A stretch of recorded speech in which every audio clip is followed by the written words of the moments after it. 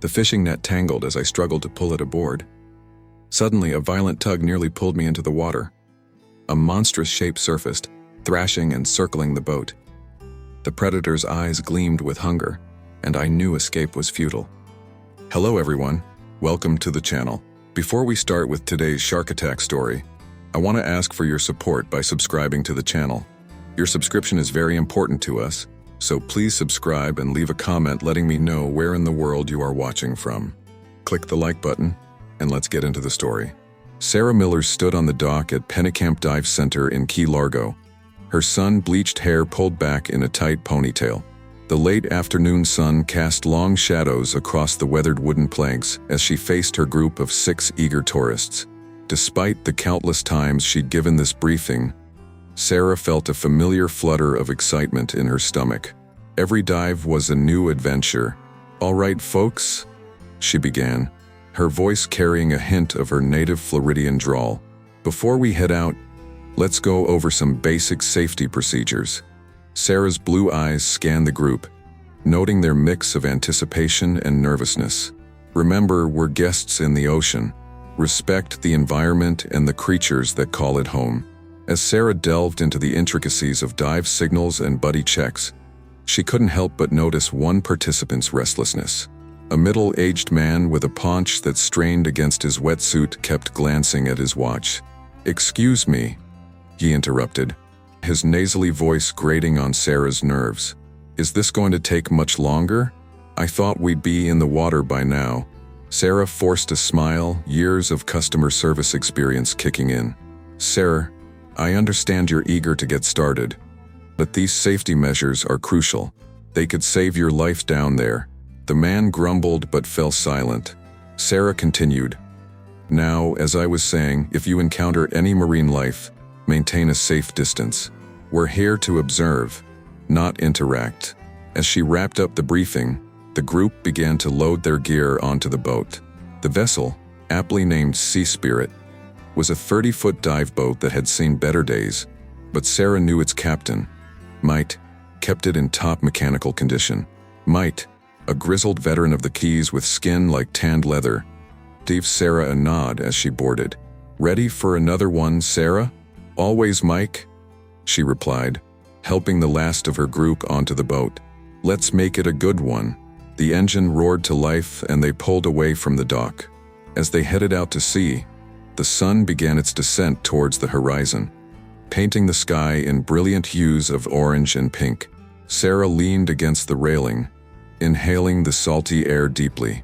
This was her favorite time of day to dive, the transition between light and dark when the reef came alive with nocturnal activity.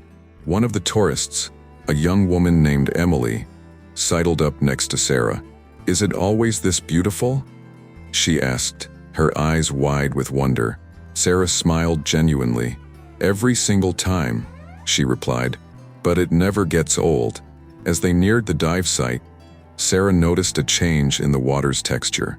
The usually calm surface had taken on a slight chop, and darker clouds were gathering on the horizon.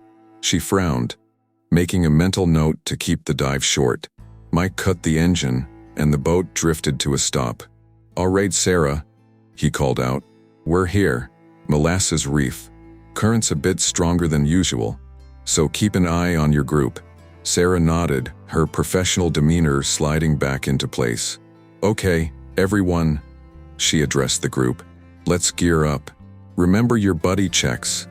As the tourists fumbled with their equipment, Sarah efficiently donned her wetsuit and BCD. She watched carefully as each pair performed their buddy checks, correcting mistakes with patient guidance. The impatient man from earlier, whose name Sarah had learned was Richard, was partnered with his wife, Linda. "This is ridiculous," he muttered, yanking at his mask. "I've been diving for years. I don't need all this hand-holding." Linda shot Sarah an apologetic look. "Don't mind him," she said quietly. "He's just nervous. It's been a while since our last dive." Sarah nodded understandingly but made a mental note to keep a close eye on Richard. Overconfidence could be deadly underwater. As the group prepared to enter the water, Sarah noticed the darkening sky. The sun, now a glowing orange orb, teetered on the edge of the horizon. The sea had taken on a glass-like quality, reflecting the fiery sky and creating an otherworldly atmosphere. "All right, we'll enter one at a time," Sarah instructed. "Remember, deflate your BCD, clear your mask, and equalize as you descend. I'll see you at 30 feet. One by one, the divers rolled backward into the water, disappearing beneath the surface with a splash. Sarah was the last to enter, giving Mike a final thumbs up before falling backward into the warm Caribbean waters. The transition from air to water was always a moment of sensory adjustment for Sarah. The muffled silence enveloped her, broken only by the rhythmic sound of her own breathing through the regulator. She blinked, allowing her eyes to adjust to the underwater twilight. As she descended, the reef slowly came into view. Even in the fading light, it was a spectacle of color and life. Schools of smallmouth grunts darted between coral formations, while a pair of angelfish drifted lazily by. In the distance, Sarah could make out the shadowy forms of her group, hovering near the edge of the reef. Reaching the predetermined depths, Sarah did a quick head count. Relief washed over her as she confirmed all 6 divers were present and appeared calm. She gave the OK signal, receiving shaky but affirmative responses. As they began to explore the reef, Sarah kept a watchful eye on her charges. Emily and her buddy, a young man named Tom, seemed to be having the time of their lives, pointing excitedly at every fish and coral formation. Linda stayed close to Richard, who seemed to have relaxed somewhat once in the water. The 6th member of the group, a quiet older woman named Margaret, hung back slightly. Sarah swam closer, checking to ensure she was comfortable. Margaret gave a small nod and an OK signal, her eyes crinkling with a smile behind her mask. As they moved along the reef, Sarah's trained eye scanned constantly for signs of danger. The unusually strong current meant they had to work harder to maintain their position, and the rapidly fading light created shadows that played tricks on the eye. Suddenly, movement in her peripheral vision caught Sarah's attention. She turned quickly, heart racing, only to see a large grouper gliding by. She let out a breath she didn't realize she'd been holding, chuckling at her own jumpiness. But as she turned back to her group, a chill ran down her spine. In the distance, barely visible in the murky dusk water, a large, dark shape moved silently. It was too big to be another grouper, its movement too smooth and purposeful. Sarah's mind raced. It could be a dolphin or a small whale, she reasoned. But deep down, instinct told her it was something else entirely. Something that set off primal alarm bells in her brain. She signaled to the group to stay close, trying to keep her movements calm and controlled. The last thing she needed was to panic her divers. But as she corralled them towards a safer area of the reef, she couldn't shake the feeling that they were being watched. The shape disappeared into the gloom, leaving Sarah to question if she'd really seen it at all. But as they began their ascent, the hairs on the back of her neck stood on end.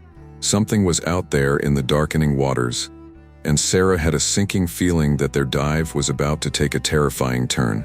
The group's ascent began smoothly, but Sarah's nerves were on edge. The murky dusk waters seemed to close in around them, limiting visibility to barely 10 feet. She kept her divers close, constantly scanning the diminishing circle of visibility for any sign of the large shape she'd glimpsed earlier. As they climbed through the water column, Sarah noticed Richard lagging behind. His movements were jerky and uncoordinated, a clear sign of fatigue or distress. She signaled to the others to hold their position and swam back to check on him. Richard's eyes were wide behind his mask, darting frantically from side to side. Sarah grabbed his attention with a gentle tap on the shoulder and gave the OK signal. Richard shook his head vehemently, pointing to his chest and making exaggerated breathing motions. Sarah's heart sank. He was having trouble breathing, a potentially deadly situation underwater. She quickly signaled for Linda to come closer, then turned back to Richard, motioning for him to stay calm and breathe slowly. "It's okay, Richard," she said through her regulator, knowing he couldn't hear the words but hoping her calm demeanor would reassure him. We're going to get you to the surface nice and easy." As Linda reached them, Sarah began to inflate Richard's BCD slightly, preparing for a controlled emergency ascent. But as she reached for his inflator hose, a flash of movement in her peripheral vision made her freeze. The dark shape she'd seen earlier materialized out of the gloom, circling their small group with agonizing slowness. Sarah's breath caught in her throat as recognition dawned. The streamlined body, the distinctive dorsal fin, there was no mistaking it. A bull shark, and a large one at that. Sarah's mind raced. Bull sharks were known for their aggressive behavior and ability to tolerate freshwater, making them one of the most dangerous shark species to humans. But attacks were rare, especially on divers. Still, the shark's presence, combined with Richard's distress, created a potentially deadly situation. She signaled urgently to the rest of the group to cluster together, creating a tight formation. "Stay calm," she mouthed exaggeratedly, hoping they would understand. Slow movements. The shark continued to circle, each pass bringing it slightly closer. Sarah could now make out its features clearly: the blunt, rounded snout, the small eyes, the powerful tail propelling it through the water with effortless grace. It was easily 11 feet long, its girth speaking to years of successful hunting. Emily, the youngest of the group, began to panic. Her breathing quickened, sending a stream of bubbles racing to the surface. The sudden movement seemed to trigger something in the shark. It turned sharply, orienting directly towards their huddled group. Sarah's instincts kicked in. She positioned herself between the shark and her divers, her body tense and ready. She knew that most shark encounters ended without incident, that the animals were often merely curious. But as she locked eyes with the approaching predator, she saw no curiosity, only focused, primal hunger. "Everyone, ascend slowly," Sarah said through her regulator, making ascending motions with her hand. "No sudden movements." The group began to rise, Sarah keeping herself between them and the shark. For a moment it seemed like they might make it. The shark's interest appeared to wane, its path beginning to veer away. Then, everything went wrong at once. Richard, still struggling to breathe, suddenly bolted for the surface. His panic overrode all training as he kicked hard, racing upwards. "Reach out of, no." Sarah yelled uselessly into her regulator. She knew the dangers of a rapid ascent, the risk of decompression sickness, lung overexpansion, even an air embolism. But right now, those risks paled in comparison to the immediate threat below them.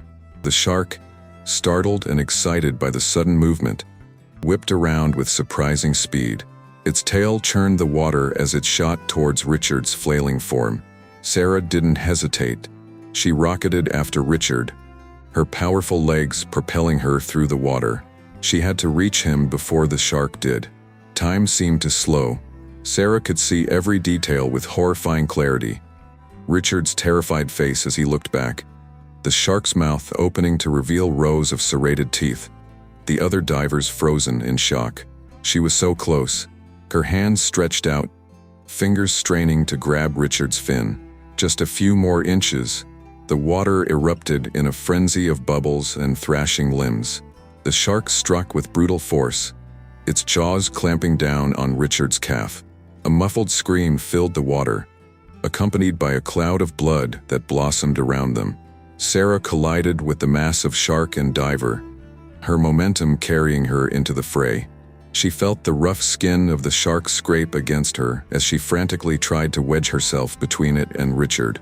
Through the chaos, a fragment of her training surfaced. Eyes and gills, she thought desperately. They were a shark's vulnerable areas.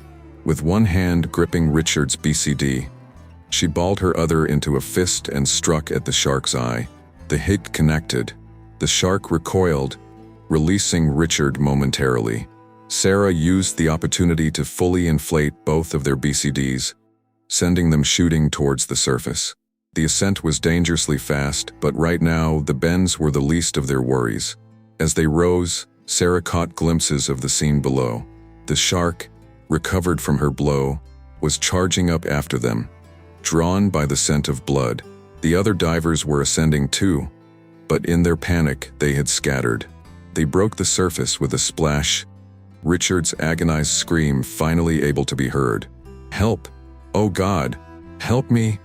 he cried, his face contorted in pain and terror. Sarah fought to keep him afloat, acutely aware of the danger still lurking beneath them. "It's okay. I've got you," she panted, struggling against his weight and the choppy waves. "Try to stay still." She looked around frantically for the boat, relief flooding her as she saw it speeding towards them. Mike had been watching, ready to act at the first sign of trouble. But their ordeal wasn't over. A dorsal fin cut through the water, circling ever closer. Bull sharks were known to continue attacking even in shallow water. Sarah knew they were still in grave danger. "Mike!" she screamed as the boat drew nearer. "Shark! There's a shark!" Mike's eyes widened as he took in the blood in the water and the fins circling his divers. He gunned the engine, the boat surging forward to place itself between the shark and the vulnerable humans. As the boat reached them, Sarah mustered the last of her strength to help Richard toward the dive ladder. Hands reached down, grabbing him and hauling him aboard. Sarah was right behind, scrambling onto the deck just as a massive form surged out of the water where they had been moments before. The bull shark, frustrated by the loss of its prey, slammed into the side of the boat before disappearing back into the depths. The impact sent everyone sprawling, a chorus of screams and shouts filling the air. Sarah crawled to Richard's side. His leg was a mangled mess of flesh and blood, the extent of the damage obscured by the shredded wetsuit. Linda knelt beside him, her face pale with shock. "Med kit," Sarah gasped, her professional training kicking in despite her exhaustion. "We need to stop the bleeding." As Mike steered the boat back towards the marina at full speed, Sarah worked to apply a tourniquet to Richard's leg. Her hands shook as the adrenaline began to wear off, the full impact of what had just happened starting to sink in. She looked up, doing a head count of the divers on board. 5 peel, terrified faces stared back at her. 5. Her blood ran cold as she realized they were one short. "Where's Margaret?" she asked, her voice barely a whisper. The group looked around in confusion, the horror of the situation dawning on their faces. In the chaos of the attack and the rush to get Richard on board, no one had noticed the absence of the quiet older woman. Sarah stumbled to the side of the boat, her eyes scanning the darkening waters desperately. But there was no sign of Margaret, no waving arms, no cry for help. Only the gentle lapping of waves against the hull and, in the distance, the ominous fin of the bull shark still patrolling the area. As the lights of the marina came into view, Sarah felt a weight settle in her chest.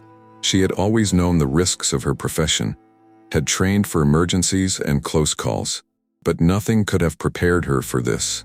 One of her divers was grievously injured, another was missing, presumed dead, and they had all just faced one of the ocean's most efficient predators. The day that had started with such promise had turned into a nightmare, and as she turned back to tend to Richard, Sarah knew that this was only the beginning. The true toll of this disastrous dive was yet to be realized, and its repercussions would haunt them all for years to come. The boat raced towards the marina, its engine roaring against the growing darkness. Sarah knelt beside Richard, her hands pressed firmly against his mangled leg in a desperate attempt to slow the bleeding. The tourniquet she had hastily applied was holding, but blood still seeped through her fingers, hot and slick. "Stay with me, Richard," Sarah urged, her voice strained. "We're almost there." Richard's face was ashen, his eyes unfocused. "It hurts," he whimpered. "God, it hurts so much." Linda sat nearby, clutching her husband's hand, her face a mask of shock and terror. "Is he going to be okay?" she asked Sarah, her voice barely audible over the engine and the wind. Sarah met her gaze, trying to project a confidence she didn't feel. "We're doing everything we can," she said. "The paramedics will be waiting for us at the dock." As if on cue, the wail of sirens cut through the night air. Mike had radioed ahead, and emergency services were already on scene. Sarah felt a momentary surge of relief, but it was quickly overshadowed by a gnawing dread. They still hadn't found Margaret. The boat slowed as it approached the dock. Sarah could see the flashing lights of ambulances and police cars, their red and blue beacons reflecting off the choppy water. A crowd had gathered, drawn by the commotion. As soon as they were close enough, paramedics swarmed the boat. Sarah stepped back, allowing them to take over Richard's care. She watched as they efficiently transferred him to a stretcher, noting with growing concern how pale and still he had become. "Shark attack," she heard herself saying to one of the paramedics. "Bull shark about 11 feet. Severe lacerations to the right calf and thigh." The paramedic nodded grimly, barking orders to his colleagues as they rushed Richard towards a waiting ambulance. Linda followed, her eyes never leaving her husband's face. As the ambulance peeled away, its siren piercing the night, Sarah felt a hand on her shoulder. She turned to see Mike, his weathered face etched with concern. "Sarah," he said softly, "the Coast Guard's here. They need to know what happened." Sarah nodded numbly, the events of the past hour replaying in her mind with horrifying clarity. She followed Mike to where a Coast Guard officer stood waiting, his uniform crisp despite the late hour. "Ms. Miller?" the officer asked. When Sarah nodded, he continued, "I'm Lieutenant Commander Hayes. I need you to tell me exactly what happened out there." Sarah took a deep breath, steeling herself. "We were on a twilight dive at Molasses Reef," she began. "The conditions were a bit rougher than usual, but nothing we couldn't handle. We were starting our ascent when—" She recounted the events in as much detail as she could remember Richard's distress, the appearance of the shark, the frantic attempt to reach the surface. Her voice faltered as she described the moment of the attack, the water turning red with blood. "And you're certain it was a bull shark?" Lieutenant Hayes asked, his pen poised over a notepad. Sarah nodded. "Without a doubt. I've encountered them before, but never one this aggressive." The officer made a note, then looked up at her with a grave expression. "Ms. Miller, you mentioned another diver. Margaret." Sarah felt her throat tighten. "Yes," she whispered. We couldn't find her when we got back on the boat. Everything happened so fast." Lieutenant Aunt Hayes's expression softened slightly. "We've dispatched search and rescue teams," he said. "But given the circumstances—" He didn't need to finish the sentence. Sarah knew the odds. Bull sharks were known for their tenacity, often continuing to attack even after an initial strike. If Margaret had been left behind, Sarah shuddered, pushing the thought away. She couldn't bear to think about it right now. "Is there anything else you can tell us?" Lieutenant Hayes asked. "Anything that might help us understand why the shark attacked?" Sarah shook her head. "It was unprovoked," she said. "We weren't spearfishing or anything that might have attracted it. It just appeared out of nowhere." As the officer continued to question her, Sarah became aware of a commotion near the water's edge. She turned to see a group of people gathered around someone who had just been pulled from the water. Her heart leapt. Could it be Margaret? Without a word to Lieutenant Hayes, Sarah sprinted towards the crowd. As she drew closer, she could make out the form of a person lying on the dock, surrounded by paramedics. "Margaret?" she called out, pushing her way through the onlookers. "Margaret, is that you?" But as she broke through the crowd, her hope turned to ash. It wasn't Margaret. It was a young man, probably in his early 20s, his wetsuit torn and his body covered in vicious lacerations. One of the paramedics looked up as Sarah approached. "You the dive instructor?" he asked. Sarah nodded, unable to take her eyes off the injured man. "He's not. He wasn't part of my group," she managed to say. "Kayaker," the paramedic explained grimly. "Says he was attacked by a shark about a mile offshore." "Same one." Sarah felt the blood drain from her face. The shark was still out there, still hunting. And if it had attacked again? She turned away, her mind reeling. The enormity of what had happened, what was still happening, threatened to overwhelm her. 2 attacks in one night, Richard critically injured, Margaret missing, and now this kayaker. As she stumbled back towards where Lieutenant Hayes was waiting, Sarah caught sight of her reflection in a shop window. She barely recognized herself. Her hair was matted with salt water, her face pale and drawn. There was blood on her hands and wetsuit, Richard's blood. "Miss Miller," Lieutenant Hayes called out. "Are you all right?" Sarah shook her head, feeling suddenly dizzy. I need to sit down," she mumbled. The officer guided her to a nearby bench, his face creased with concern. "Take a moment," he said gently. "I know this is a lot to process." Sarah nodded gratefully, sinking onto the bench. She closed her eyes, trying to steady her breathing. But every time she did, she saw flashes of the attack, the shark's dead eyes, Richard's blood in the water, the terror on her divers' faces. "This is my fault," she whispered, more to herself than to the officer. "I should have canceled the dive when I saw the conditions worsening. I should have gotten them out of the water sooner. I should have." "Miss Miller," Lieutenant Hayes interrupted firmly. "You can't blame yourself. Shark attacks are extremely rare events. You couldn't have predicted this." Sarah looked up at him, her eyes brimming with unshed tears. "But it's my job to keep them safe," she said.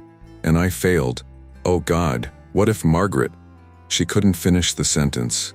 The thought of Margaret, alone in the dark water with that monster, was too much to bear. As if reading her thoughts, Lieutenant Hayes said, "We're not giving up on your missing diver. The search is ongoing."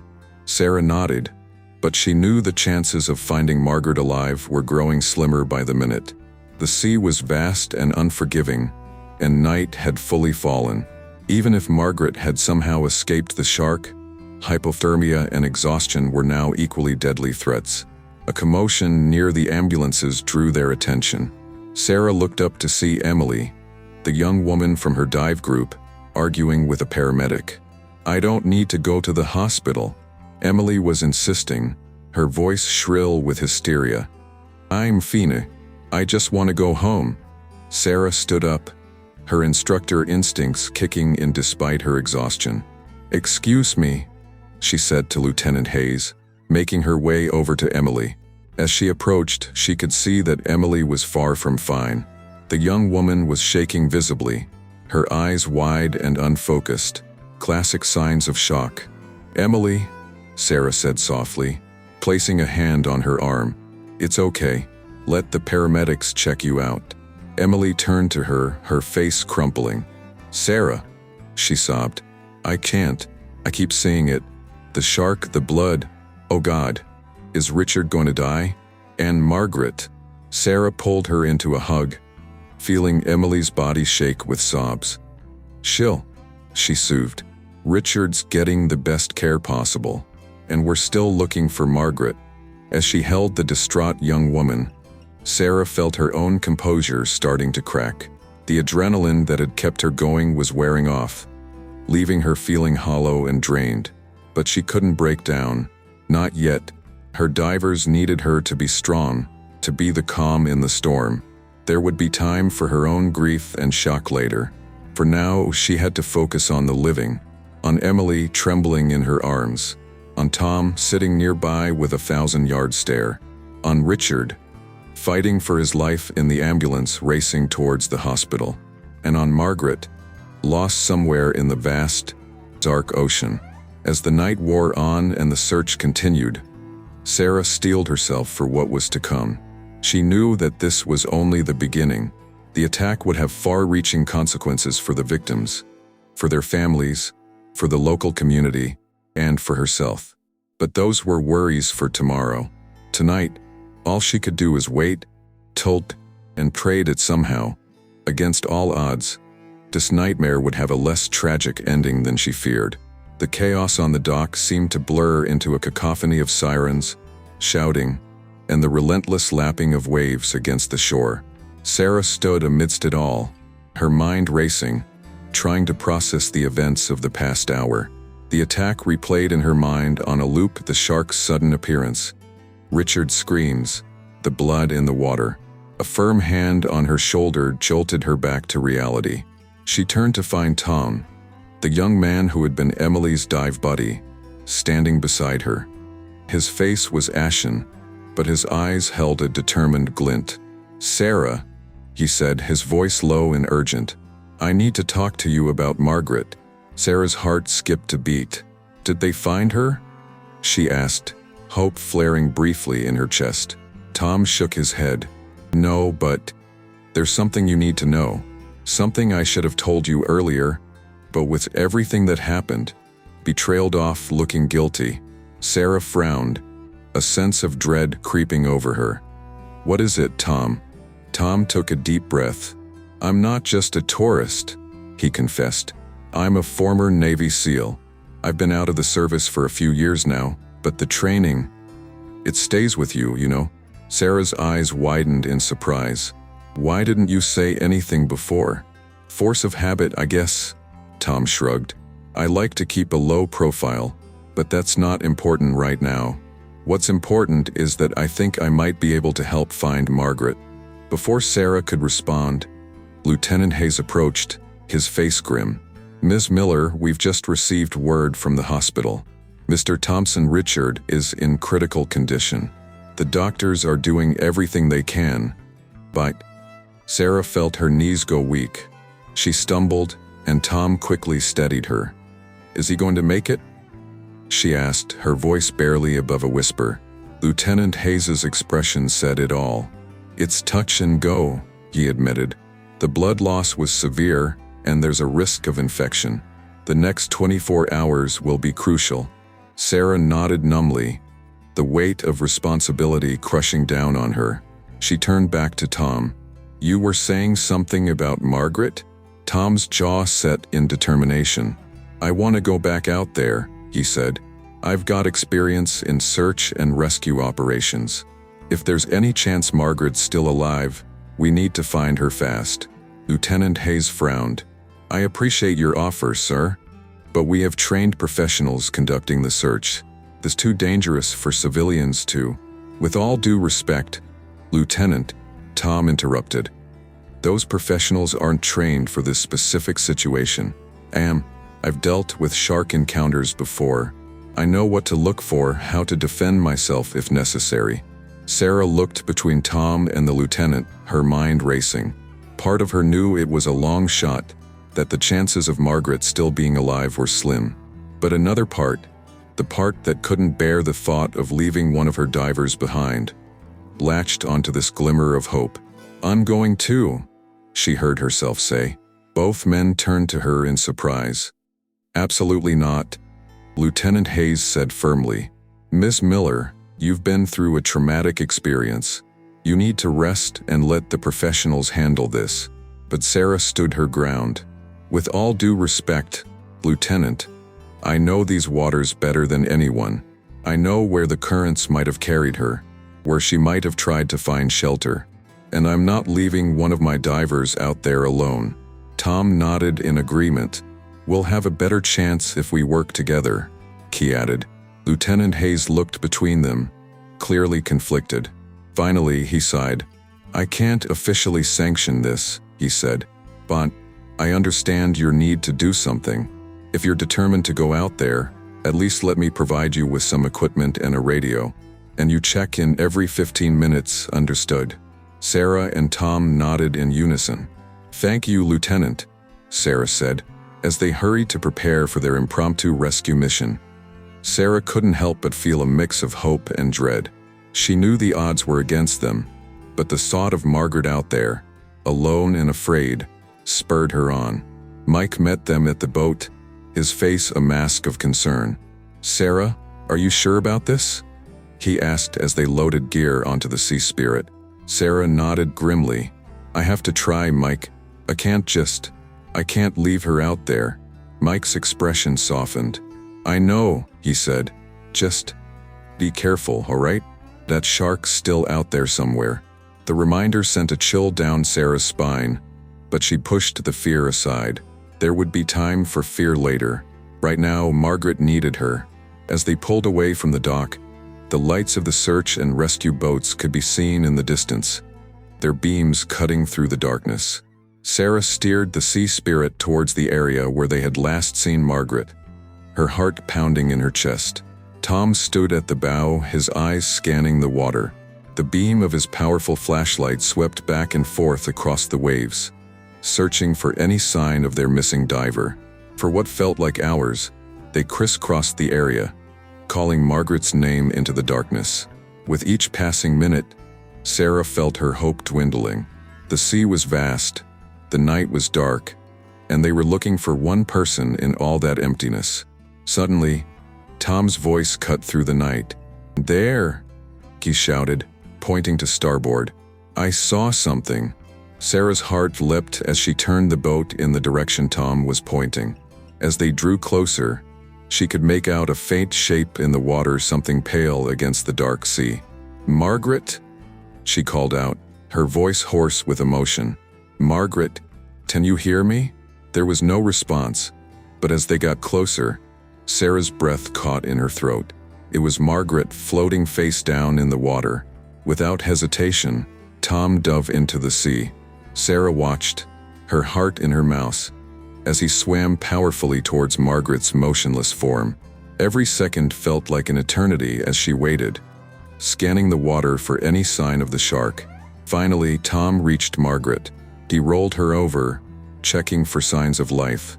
Even from the boat, Sarah could see the grim set of his jaw. "She's not breathing," Tom shouted. "Help me get her on board." Sarah maneuvered the boat as close as she dared, then rushed to help Tom haul Margaret's limp form onto the deck. As soon as she was on board, Tom began CPR, his movements precise and efficient.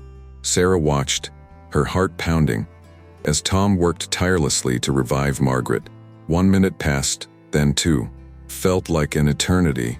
Just as Sarah was beginning to lose hope, Margaret suddenly coughed, expelling seawater from her lungs. She gasped, her eyes flying open in panic. "It's okay, Margaret," Sarah soothed, kneeling beside her. "You're safe now. We've got you." Margaret's eyes darted around wildly, her breath coming in short, panicked gasps. "The shark," she wheezed. He came back. I thought." "Chien," Sarah said, wrapping a blanket around Margaret's shivering form. "You're safe now. We're taking you back to shore." As they sped back towards the marina, Sarah radioed ahead to inform the rescue team of Margaret's condition. She could hear the relief in Lieutenant Hayes's voice as he acknowledged the news. But even as she felt a surge of triumph at Margaret's rescue, Sarah knew their ordeal was far from over. Richard was still fighting for his life in the hospital.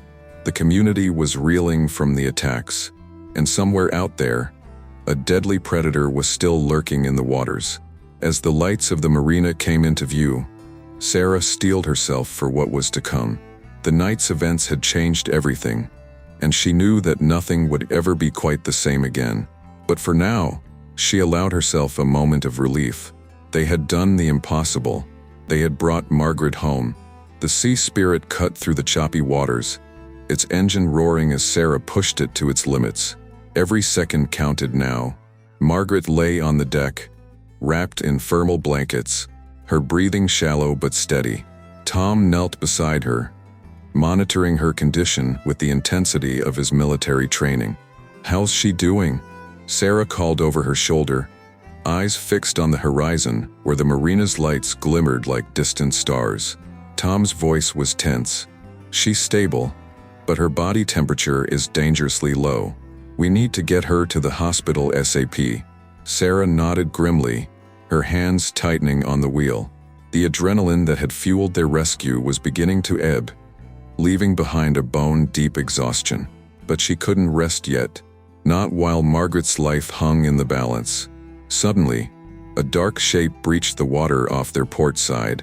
Sarah's heart leapt into her throat. "Tom!" she yelled. 3 o'clock. Tom's head snapped up, his body tensing as he spotted the fin cutting through the water. It was massive, unmistakably belonging to the bull shark that had attacked earlier. "It followed us," Sarah breathed, disbelief coloring her voice. Bull sharks were known for their aggression, but this level of persistence was unprecedented. Tom's voice was steel. "Keep going. Don't slow down." The shark began to pace the boat, its dorsal fin a sinister presence in the moonlit water. Sarah's mind raced. They were still a good 10 minutes from the marina.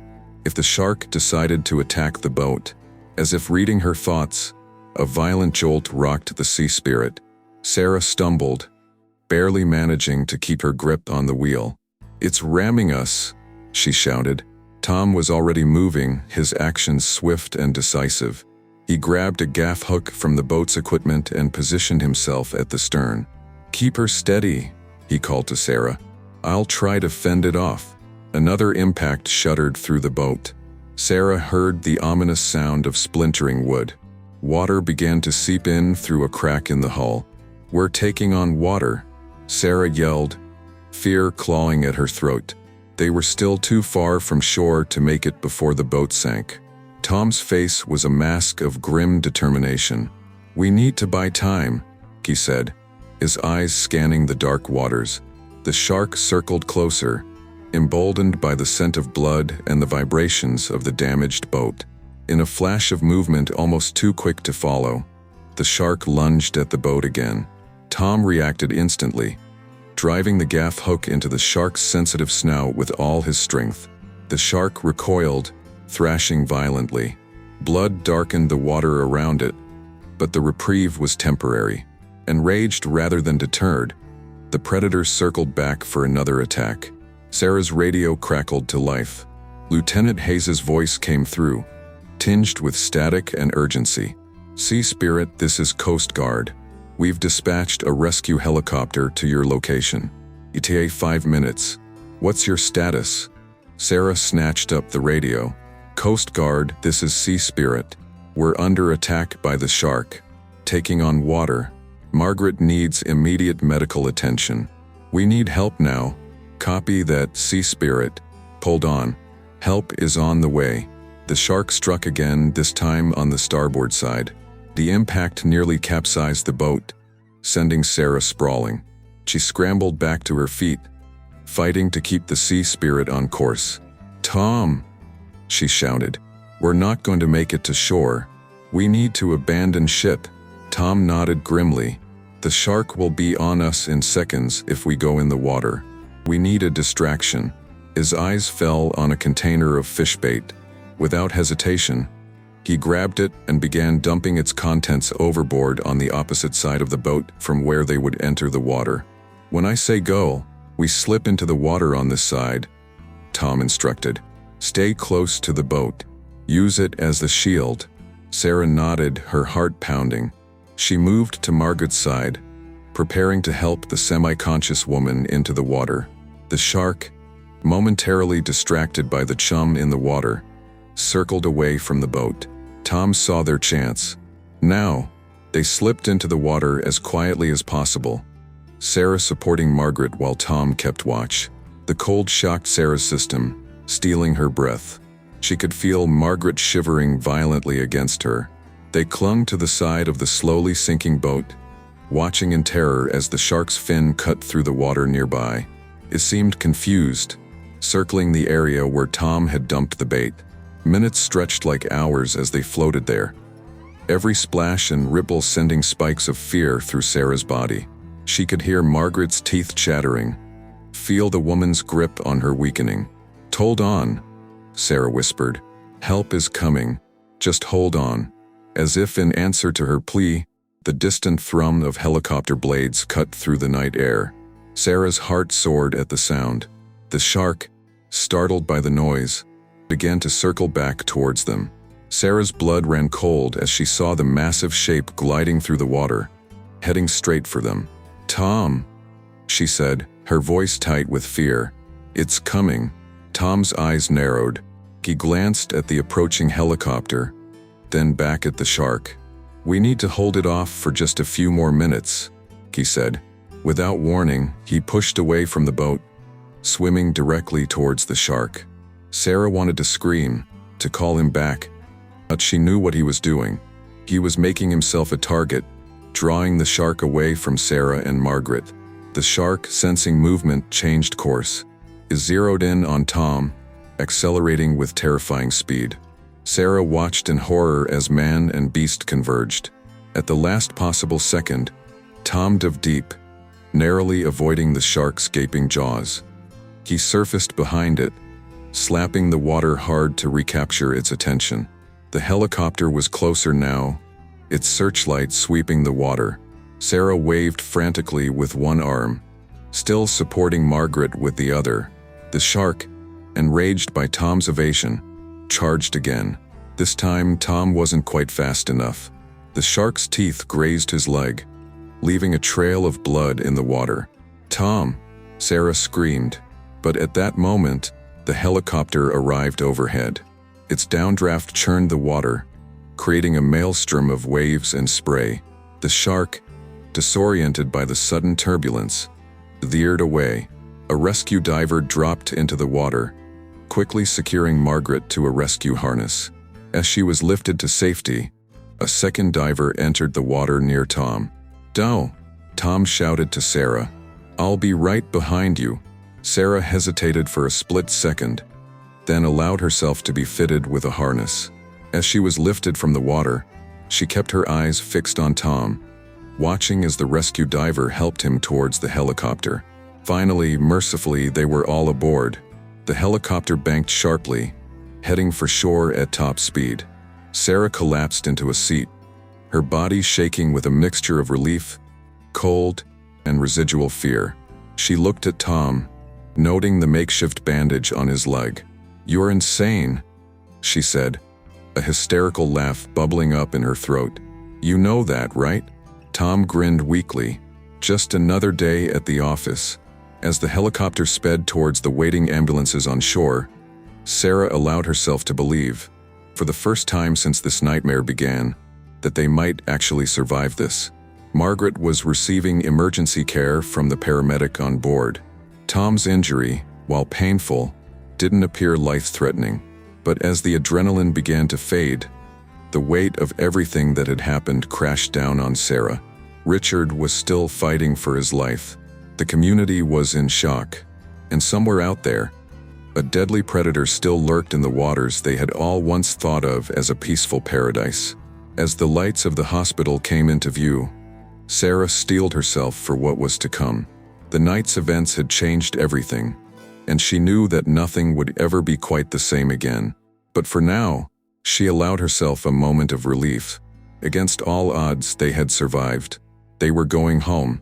The helicopter touched down on the hospital's helipad, and a flurry of activity erupted as medical staff rushed to meet them. In the chaos of blinding lights and urgent voices, Sarah found herself being ushered inside, the doors closing behind her on the longest night of her life.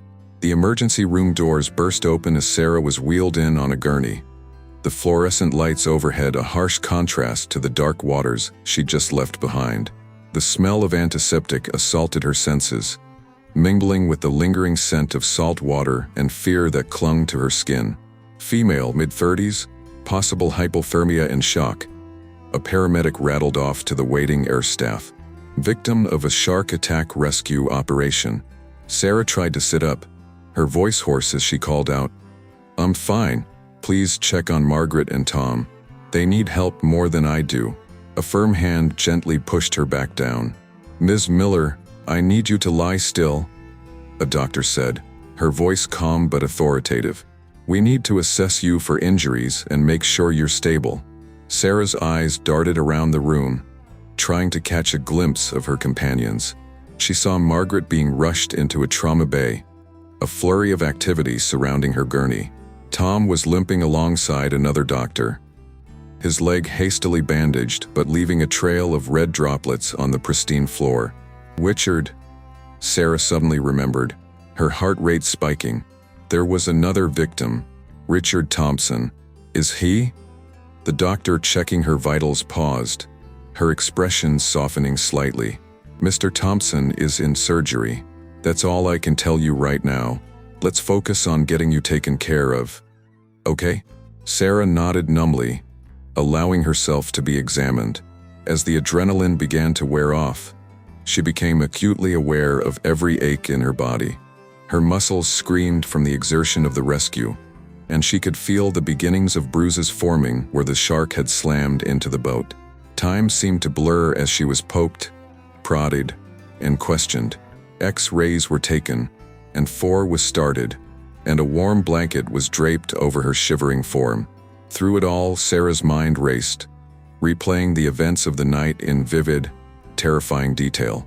It wasn't until several hours later, as the first light of dawn began to creep through the hospital windows, that Sarah was finally left alone in a private room. She sat on the edge of the bed, now dressed in a set of scrubs, her damp hair hanging limply around her face. A soft knock on the door roused her from her thoughts. "Come in," she called, her voice still raw from the salt water and shouting. Lieutenant Hayes entered, looking as tired as Sarah felt. He offered a wan smile as he pulled up a chair beside her bed. "How are you holding up, Ms. Miller?" Sarah let out a humorless laugh. "Honestly, I don't know. It doesn't feel real yet." She paused, then asked the question that had been burning in her mind. "Any news on the others?" Hayes nodded, his expression grave. "Margaret is in the ICU. She's stable, but the doctors are worried about complications from prolonged exposure and near drowning. They're monitoring her closely." Sarah closed her eyes, a wave of guilt washing over her. If only she'd noticed Margaret was missing sooner. Tom's leg required some stitches, but he's going to be fine, Hayes continued. He's already trying to charm the nurses into letting him out of bed. A ghost of a smile flickered across Sarah's face. It faded quickly as she asked, "And Richard?" Hayes's hesitation spoke volumes. "He's still in surgery. It's touch and go, Ms. Miller. The damage to his leg was extensive. They're doing everything they can." Sarah nodded, fighting back tears. The weight of responsibility pressed down on her, threatening to crush her beneath its burden. "This isn't your fault, you know," Hayes said softly, as if reading her thoughts. "You did everything you could. Hell, you went above and beyond, going back out there to save Margaret. That was incredibly brave. Or incredibly stupid," Sarah muttered. "Sometimes those two things look a lot alike," Hayes replied with a wry smile. His expression turned serious again. "Listen, Sarah, I need to ask you some questions about what happened out there. I know you've been through a lot, but the sooner we can get a full picture of the events, the better." Sarah straightened, pushing her exhaustion aside. "Of course, what do you need to know?" For the next hour, Sarah recounted every detail of the disastrous dive and the subsequent rescue mission. Hayes listened intently, occasionally interrupting to ask for clarification or additional details. As she spoke, Sarah found herself reliving the terror of those moments, the sudden appearance of the shark, the frantic struggle to save Richard, the heart-stopping realization that Margaret was missing. "And you're certain it was the same shark that attacked the kayaker?" Hayes asked, his brow furrowed. Sarah nodded emphatically. "Without a doubt. The size, the behavior. It was unlike anything I've ever seen before.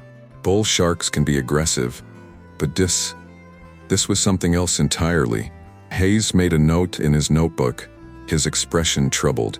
"We've had reports of increased shark activity in the area over the past few weeks, but nothing like this. It's almost as if..." He trailed off, leaving the thought unfinished.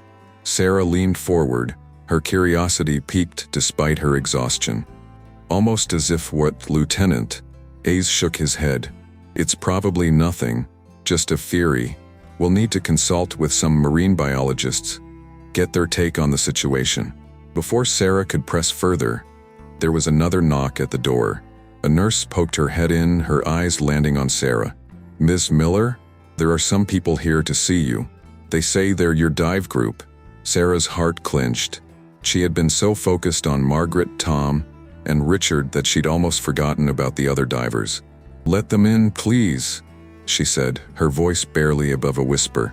The nurse nodded and stepped aside, allowing Emily and the others to file into the room. They looked shell-shocked, their faces pale and drawn. Emily's eyes were red and puffy from crying. "Sarah," Emily choked out, rushing forward to embrace her.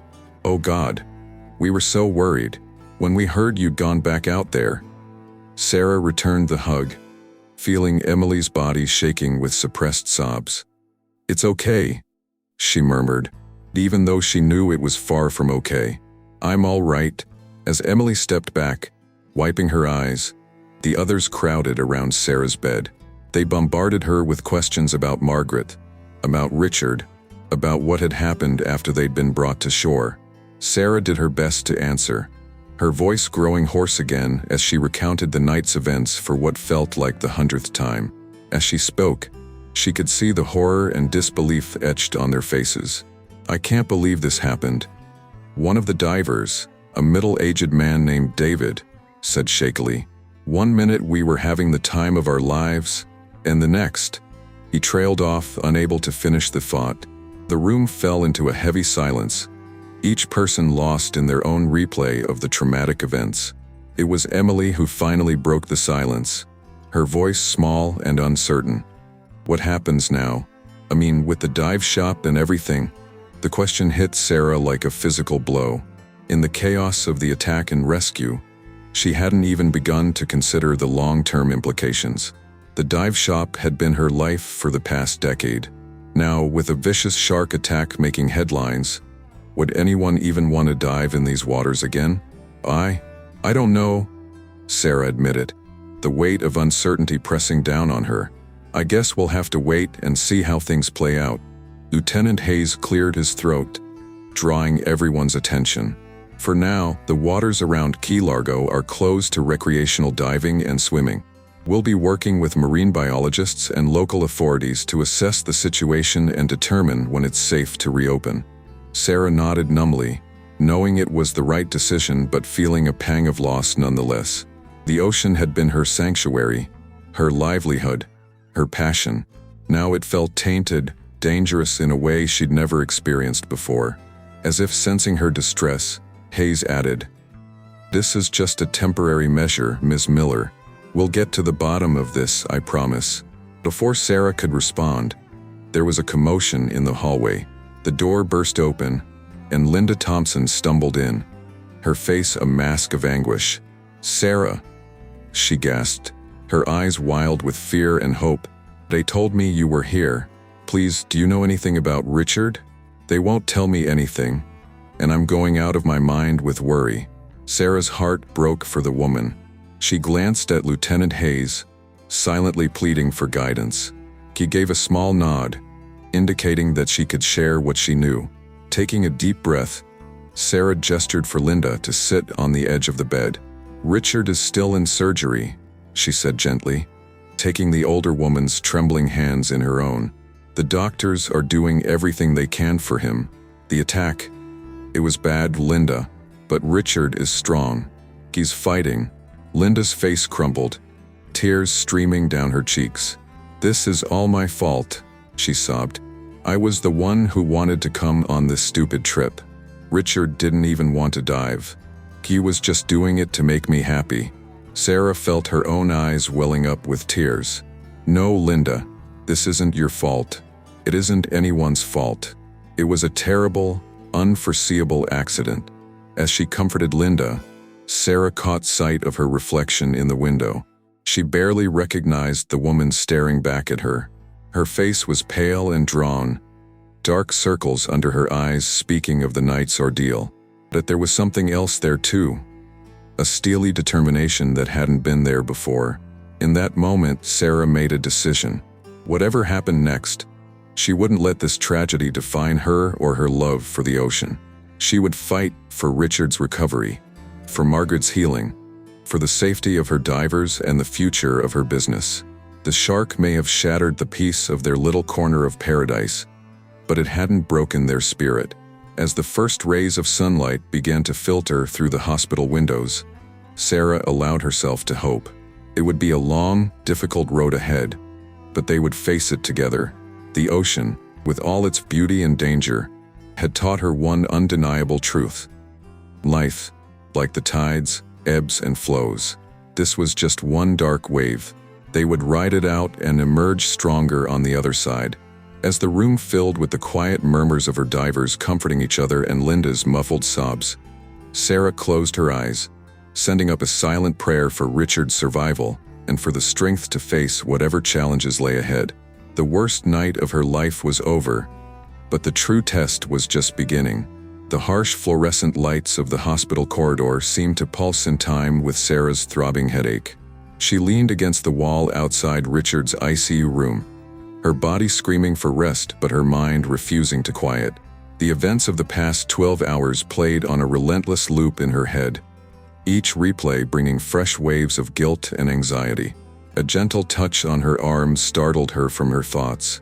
Dr. Elena Cortez, the lead surgeon who had worked on Richard, stood beside her, concern etched on her tired face. "Miss Miller, I thought I told you to get some rest," Dr. Cortez said, her voice a mixture of professional authority and genuine worry. Sarah managed a weak smile. "I tried. I really did. But every time I close my eyes, I see." She trailed off, unable to put into words the horrors that awaited her in sleep. Dr. Cortez nodded understandingly. "I know it's hard, but you need to take care of yourself too. You've been through a traumatic experience." Sarah's gaze drifted to the closed door of Richard's room. "How is he?" Dr. Cortez's expression turned grave. "He's stable for now, but the next 24 hours will be critical. The damage to his leg was extensive. We've managed to save it, but there's a long road of recovery ahead." "And Margaret?" Sarah asked, thinking of her other injured diver. "She's showing signs of improvement. The hypothermia is under control, and her lungs are clearing. But like Richard, she's not out of the woods yet." Sarah nodded, absorbing the information. A part of her wanted to collapse under the weight of it all, but she steeled herself. Her divers needed her to be strong. "Thank you, Dr. Cortez, for everything you've done." The doctor squeezed her arm gently. "You should be proud of yourself, Ms. Miller. Your quick thinking and bravery saved lives last night." Before Sarah could respond, a commotion at the end of the hallway caught their attention. A group of people was approaching, led by a man in a sharp suit who radiated authority. Sarah recognized him immediately. Mayor Robert Callahan of Key Largo. "Ms. Miller," the mayor called out as he approached, his face a mask of concern. "I came as soon as I heard. This is a terrible tragedy." Sarah straightened, pushing her exhaustion aside. "Mayor Callahan, thank you for coming." The mayor turned to Dr. Cortez. "How are the victims doing?" As the doctor began to brief the mayor, Sarah noticed the group behind him. There were several official-looking individuals, including a woman she recognized as the head of the local tourism board, and her heart sank. News cameras. Mayor Callahan must have sensed her discomfort. He turned back to Sarah, lowering his voice. "I know this isn't an ideal time, but the media is clamoring for information. Would you be willing to make a statement? Just a few words to reassure the public." Sarah hesitated. The last thing she wanted was to be in front of cameras, but she understood the necessity. The entire community would be reeling from this incident. "All right," she agreed reluctantly. "But not here. Let's move away from the ICU." As they walked towards a more open area of the hospital, Sarah's mind raced. What could she possibly say to make sense of this nightmare? The cameras were set up quickly, and Sarah found herself facing a sea of expectant faces and lens. She took a deep breath, willing her voice to remain steady. "Last night, our community experienced a tragedy that none of us could have foreseen. During a routine dive at Molasses Reef, one of our groups was attacked by a bull shark. 2 divers were severely injured, and a third experienced a near-drowning incident during the chaos that followed." Sarah paused, fighting to keep her emotions in check.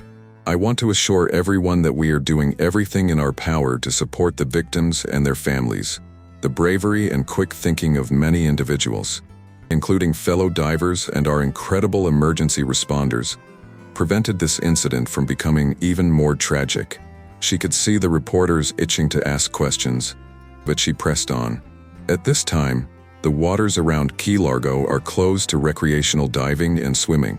We are working closely with marine biologists and local authorities to understand what caused this unusual aggressive behavior and to ensure the safety of our waters moving forward. Sarah's voice softened. To Richard, Margaret, and their families, our thoughts and prayers are with you. To our diving community and the people of Key Largo, I know this is a frightening and uncertain time, but we are a strong and resilient community. We will get through this together. As soon as she finished, the reporters erupted with questions. Sarah felt overwhelmed, the cacophony of voices blending into a dizzying roar. Mayor Callahan stepped in, his practiced political smile in place. Thank you, Ms. Miller. We'll be releasing more information as it becomes available. For now, we ask for privacy for the victims and their families. As the mayor continued to address the media, Sarah felt a hand on her elbow. She turned to find Tom, his leg bandaged but standing steadily. Nice speech, he said quietly, guiding her away from the cameras. How are you holding up? Sarah let out a shaky breath. I'm not sure. It doesn't feel real yet. How about you? How's the leg? Tom shrugged. I've had worse. Listen, Sarah, there's something we need to talk about. Something I noticed when we were out there last night. The seriousness in his tone made Sarah's stomach clench. What is it? Tom glanced around, ensuring they weren't overheard. That shark, its behavior wasn't normal. I've encountered sharks before during my time in the Navy, and I've never seen anything like that. Sarah nodded. I know. The persistence, the multiple attacks. It was unlike anything I've ever experienced. It's more than that, Tom continued, his voice low. When it rammed the boat, I got a good look at it.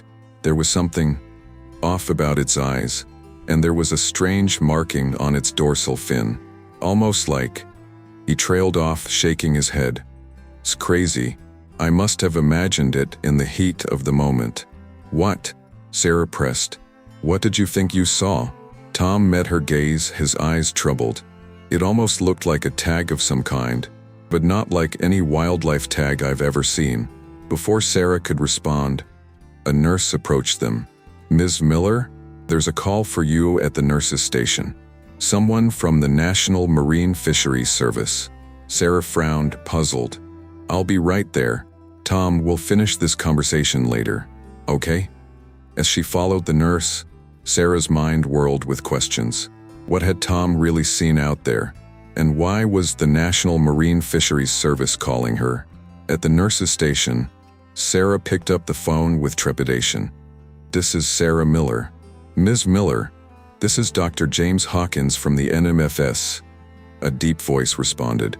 I understand you were involved in the shark attack incident last night. That's correct, Sarah replied cautiously. Ms. Miller, I need you to listen carefully. Dr. Hawkins continued, his tone urgent. It's imperative that you don't share any details about the shark's appearance or behavior with anyone. We're sending a team to Key Largo immediately. Until they arrive, please refrain from making any further statements to the press. Sarah's confusion deepened. I don't understand. Why the secrecy? People have been hurt. The community is terrified. Don't they deserve answers? There was a pause on the other end of the line. When Dr. Hawkins spoke again, his voice was grave. Ms. Miller, what I'm about to tell you is classified information. The shark that attacked your group. We believe it may be part of a research project that went very, very wrong. Sarah felt the blood drain from her face. What kind of research project could possibly justify this? I can't give you details over the phone. Our team will brief you fully when they arrive. For now, please keep this information to yourself. Lives may depend on it. The line went dead, leaving Sarah staring at the phone in shock. Her mind raced with the implications of what she just heard. A research project gone wrong?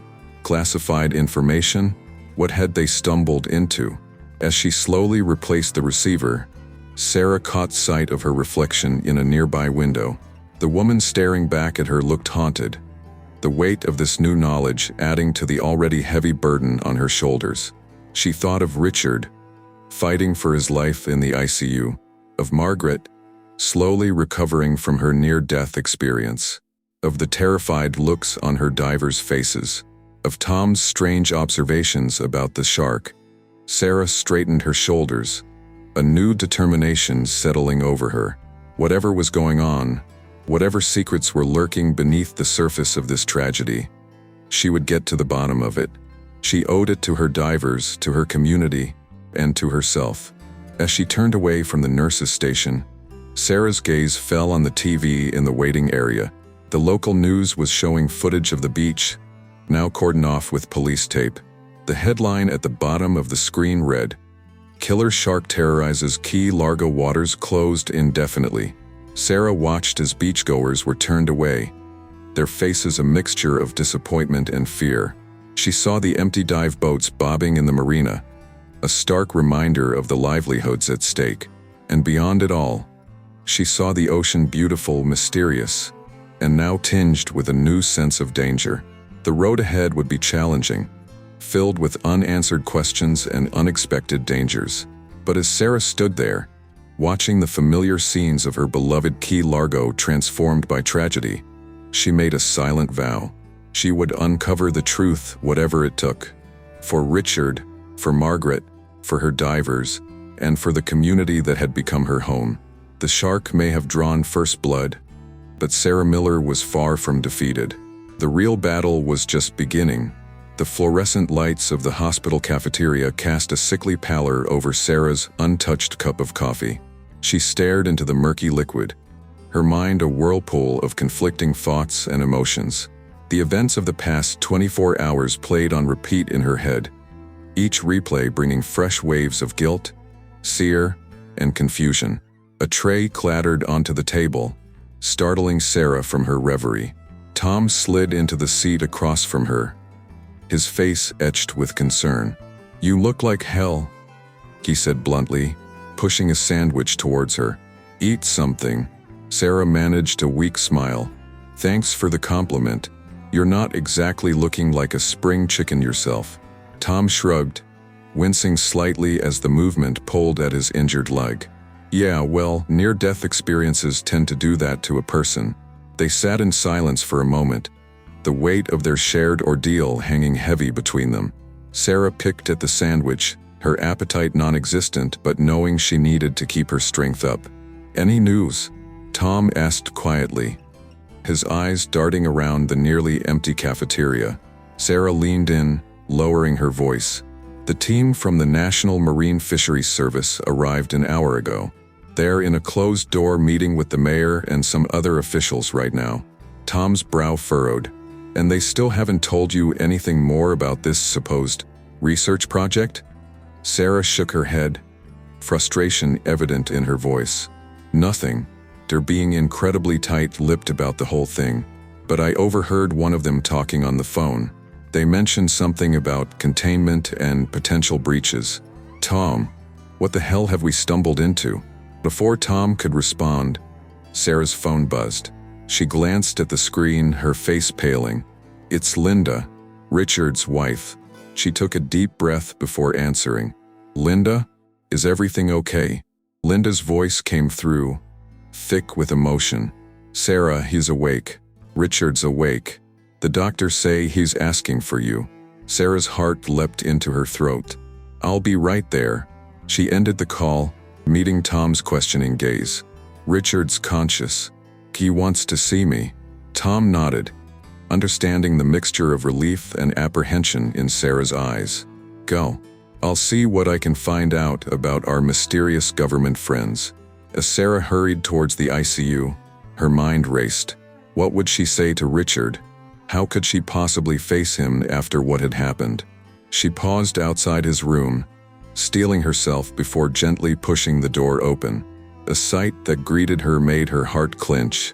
Richard lay in the hospital bed, his normally robust frame looking small and fragile amidst the tangle of tubes and wires.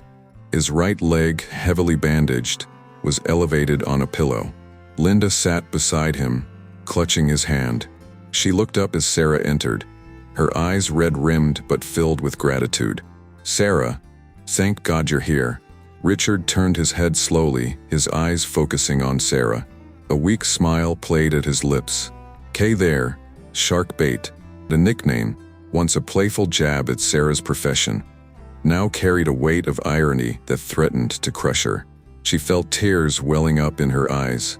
"Richard, I'm so sorry. I should have." Richard cut her off with a small shake of his head. Don't you dare apologize, Sarah.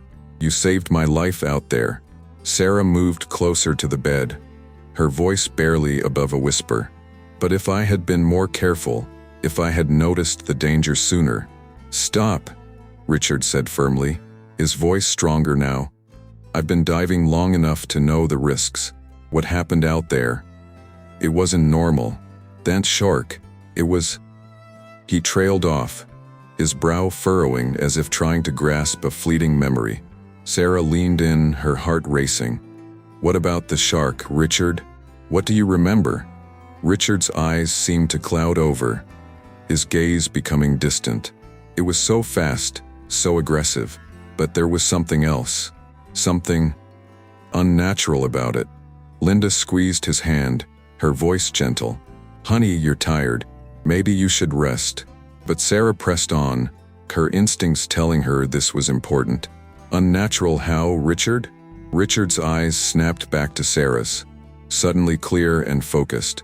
Its eyes, they weren't like normal shark eyes.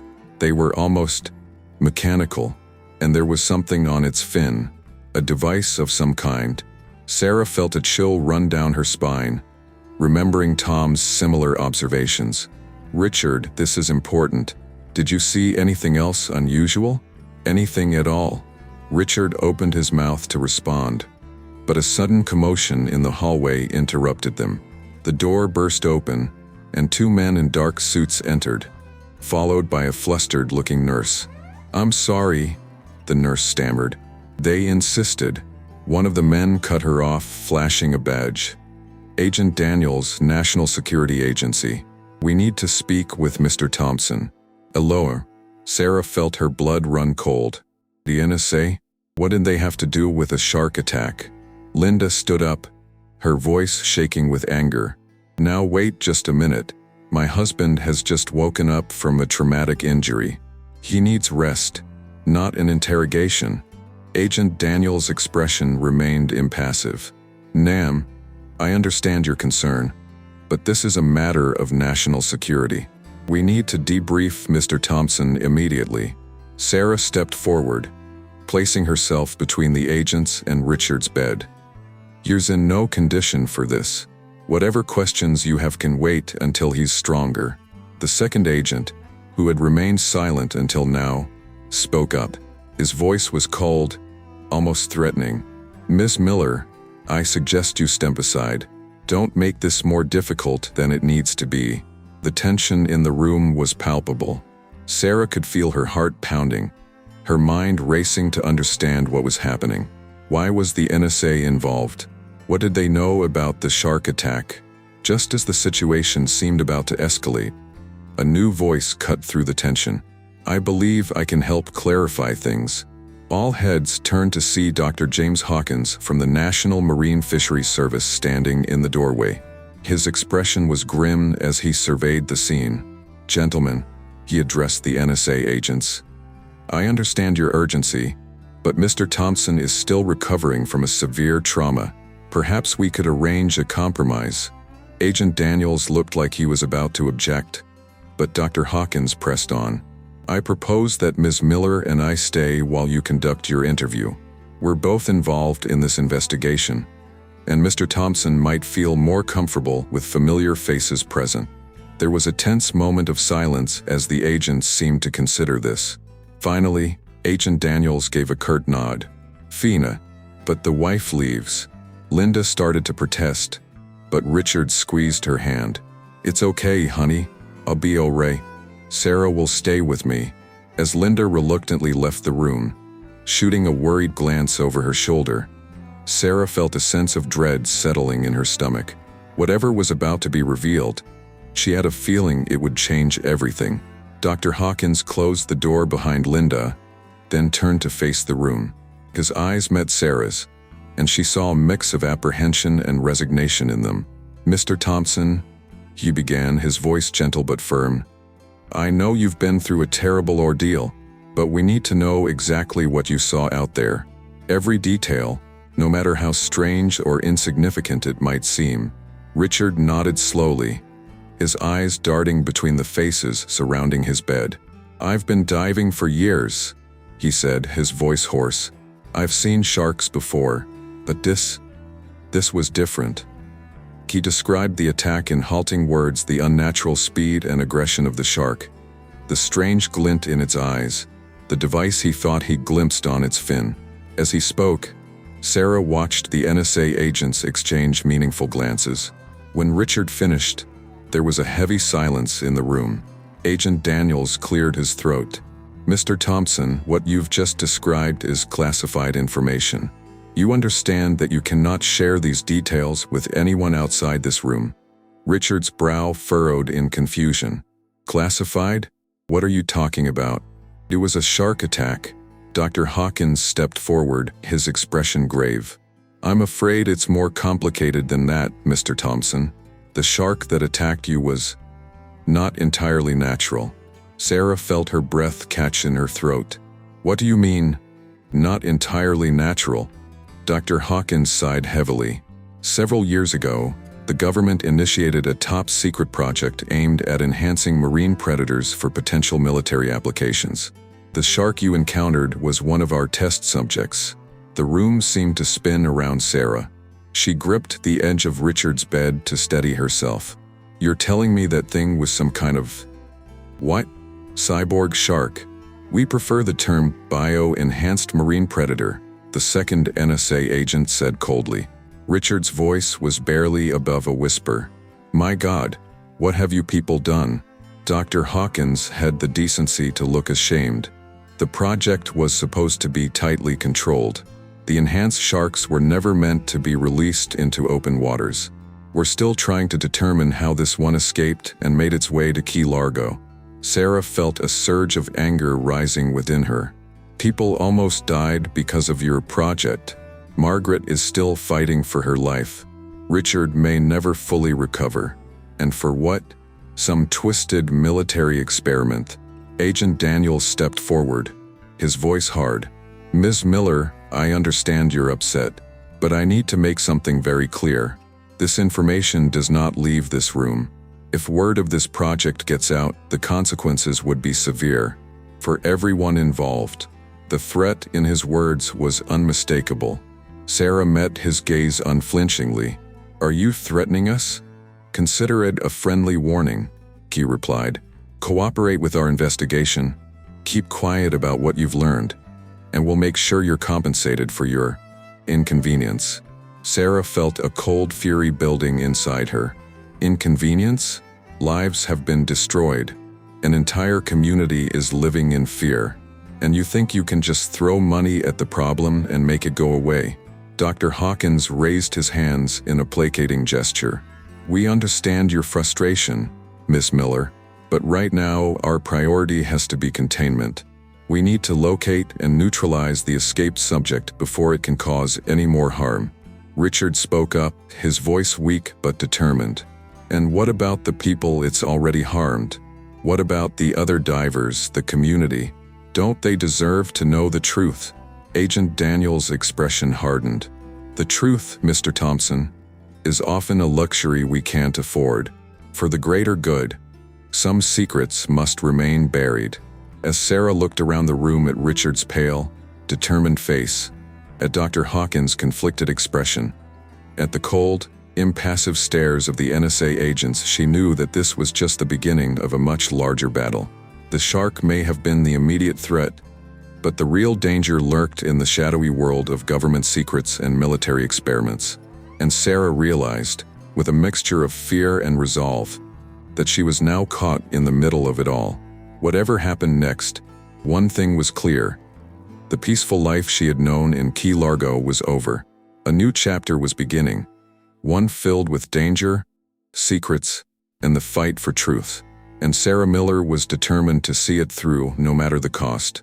The early morning sun cast long shadows across the beach as Sarah walked along the shoreline, her bare feet sinking into the cool, damp sand. The normally bustling stretch of coast was eerily quiet, cordoned off with yellow police tape that fluttered in the salty breeze. Sarah paused, looking out over the turquoise waters that had once been her sanctuary. Now they held a menace she could never have imagined. Somewhere out there, a genetically enhanced killing machine was lurking, a perversion of nature created by human arrogance and military ambition. "Tenny, for your thoughts?" The voice startled her. Sarah turned to see Tom limping towards her, his injured leg clearly still bothering him despite his attempts to hide it. "Tom, what are you doing here? You should be resting," Sarah admonished, though she was secretly glad for the company. He shrugged, coming to stand beside her. "Couldn't sleep. Figured you'd be out here brooding." Sarah managed a weak smile. "Am I that predictable?" "Only to those who know you," Tom replied, his eyes scanning the horizon. "Any word on when they're going to lift the beach closure?" Sarah shook her head. "Not until they find that thing, and who knows how long that could take. The ocean's a big place." They stood in silence for a moment, the weight of recent events hanging heavy between them. Sarah's mind wandered back to the tense conversation in Richard's hospital room the day before. The revelations about the government's secret project had left her reeling, torn between disbelief and a growing sense of anger. "We can't just let this go, Tom," she said finally, her voice low but intense. "People deserve to know the truth about what happened, about what's still out there." Tom's expression grew serious. "I hear you, Sarah, but we're dealing with some heavy hitters here. The NSA secret military projects. This isn't like arguing with the Coast Guard over dive regulations."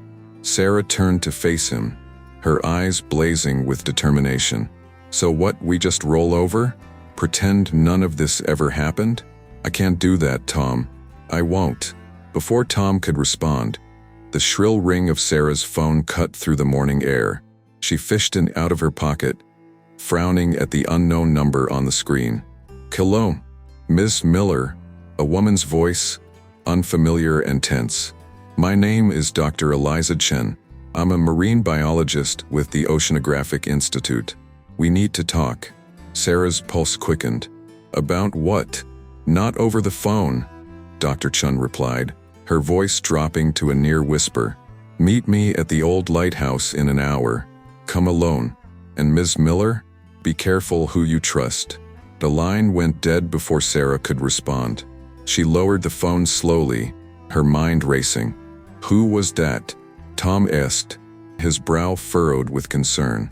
Sarah hesitated, Dr. Chen's warning echoing in her ears. She trusted Tom, but the fewer people involved in this, the safer they'd all be. "Just a concerned local," she lied, hating the taste of deceit on her tongue.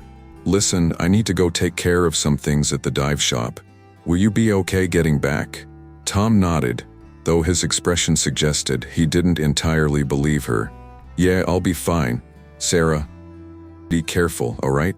We're in uncharted waters here." Sarah managed a smile that didn't quite reach her eyes. "Always am. I'll catch up with you later." As she walked away, Sarah's mind whirled with possibilities. Who was Dr. Chen, and what did she know? Was this a trap, or a potential ally in her quest for the truth?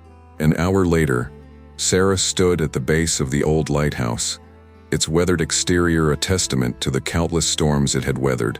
The structure had been decommissioned years ago, standing now as a silent sentinel over the coast. "Miss Miller," Sarah turned to see a petite Asian woman approaching, her dark hair pulled back in a severe bun.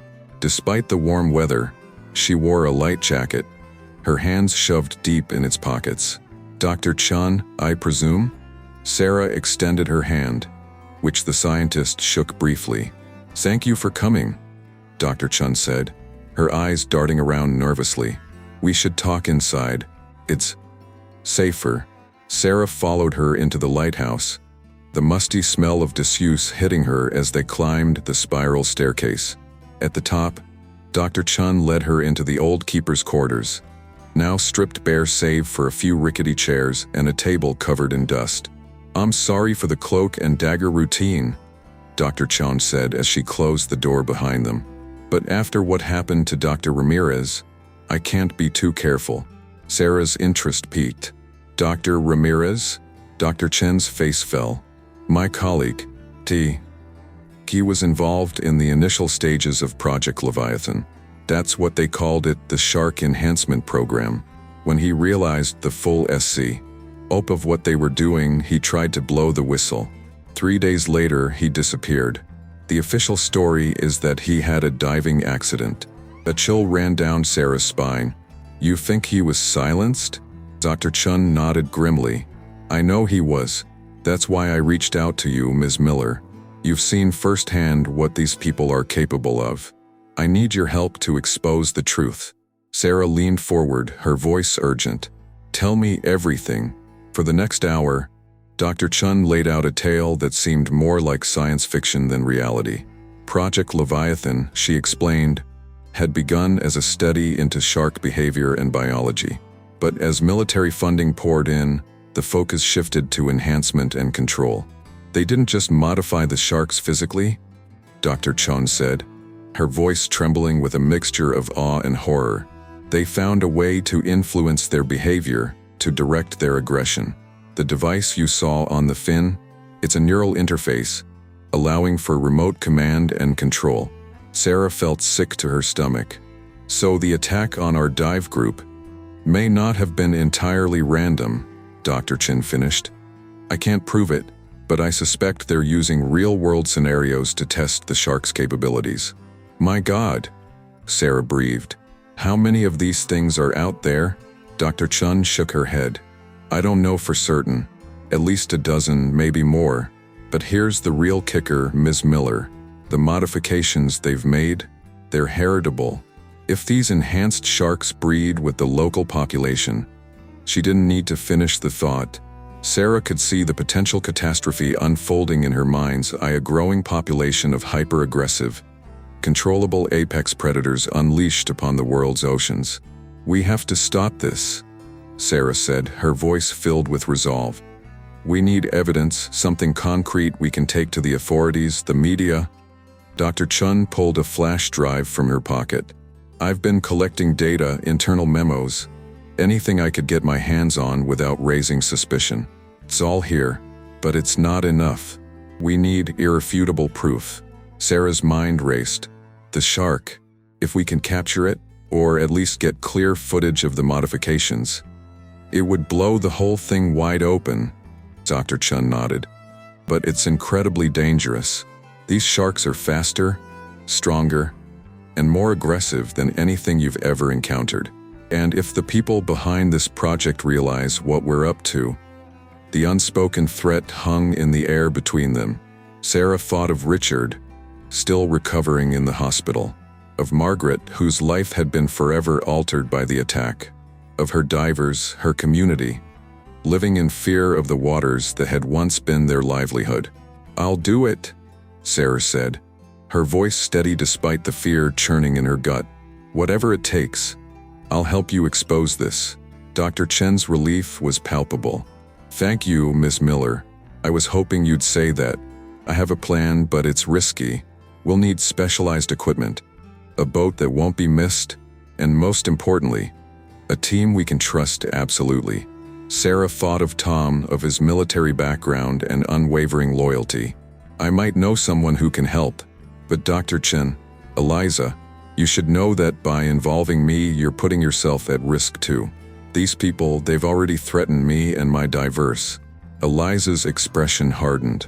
"I know the risks, Miss Miller, but after what happened to Miguel, to Dr. Ramirez, I can't stand by and do nothing. Some things are worth fighting for, even at great personal cost." As they began to outline their plan, Sarah felt a mixture of fear and exhilaration. She was stepping into a world of danger and intrigue far beyond anything she had ever experienced. But she also felt, for the first time since the attack, that she was taking control, fighting back against the forces that had upended her life.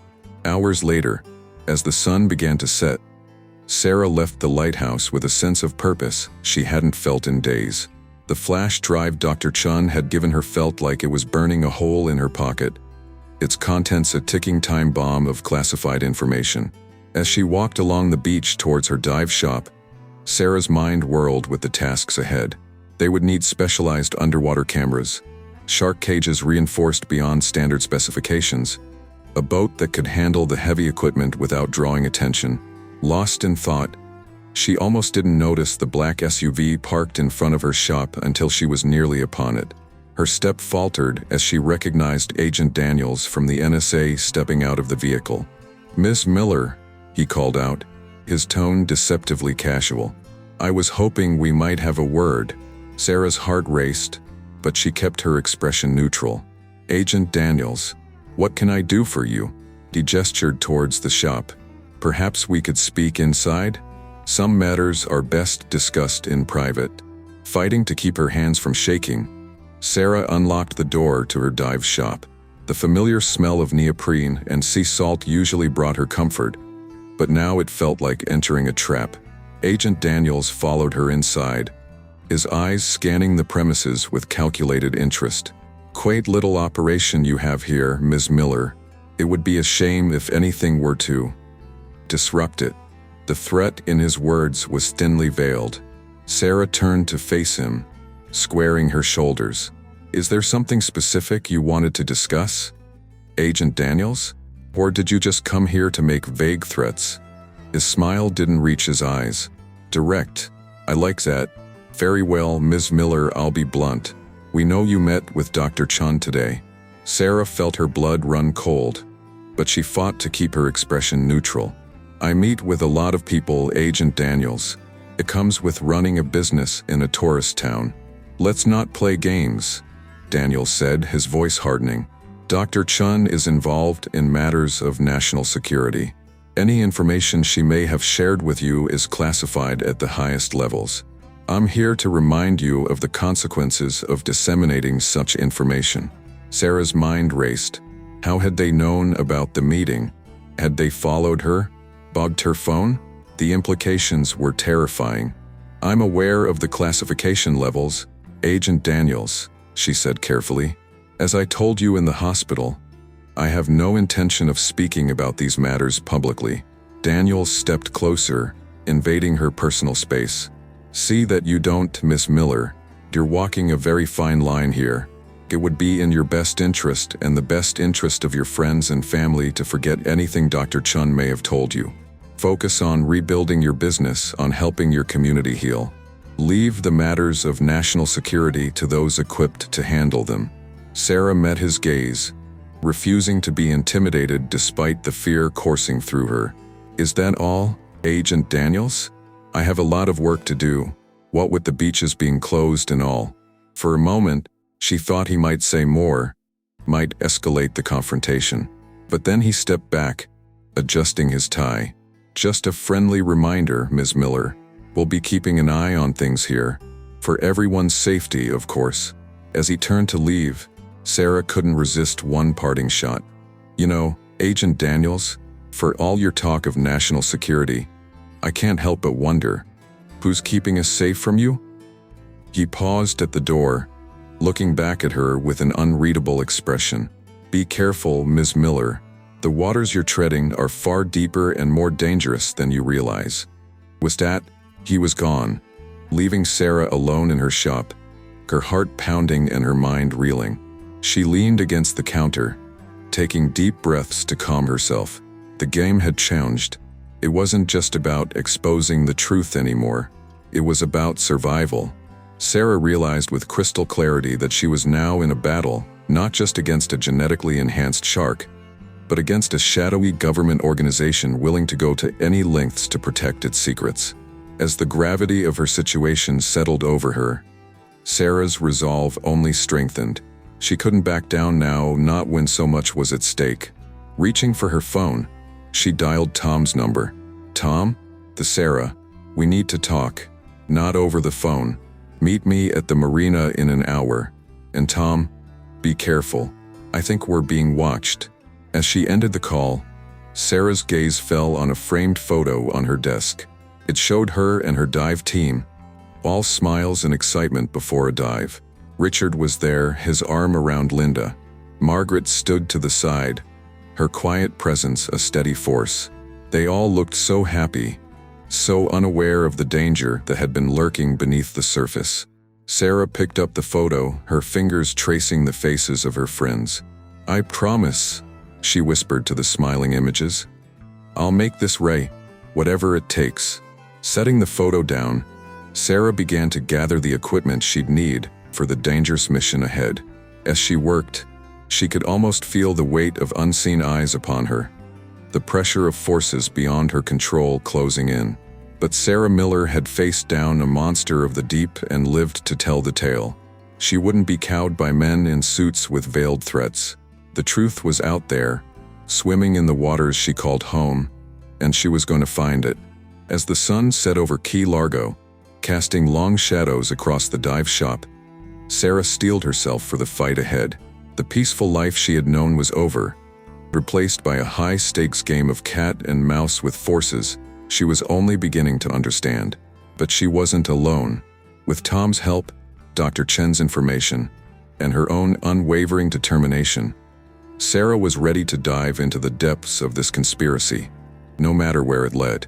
The hunt for the truth and for the genetically enhanced shark that had started it all was about to begin. The warm Florida sun streamed through the hospital window, casting a golden glow across Richard's room. Sarah sat in the visitor's chair, her eyes fixed on the steady rise and fall of her friend's chest.